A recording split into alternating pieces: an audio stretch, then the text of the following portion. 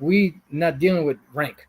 Rank is established to keep order, and at the end of the day, we're here about truth. If you have brothers that's up there teaching and one brother is over another brother, but a brother that's under him has a point to bring out in the scriptures, he's not going to tell, look, brother, I'm over you, so just step off. No. He's going to say, bring out your point, bring out your scripture, hit that point, this point. And, that's how everything moves in a synergy. That's why it says, let the prophet speak two or three at a time. And if a thing be revealed to one that's standing by, let the first hold his peace, for you may all speak, but it's to be done decently and in order. And that's, it was done decently and in order.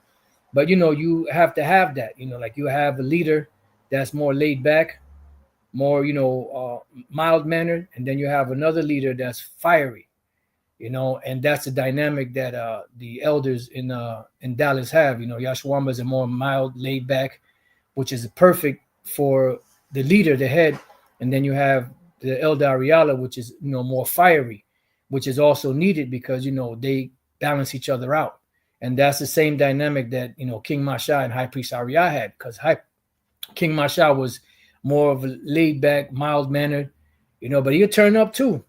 And then High Priest Arya was more fiery. So they worked their synergy they had together was perfect balance. And every camp should have that, that dynamic of a leader that's mild mannered, or vice versa, because they could keep each other balanced, but you should have that, because at the end of the day, in this truth, being a leader is to establish order.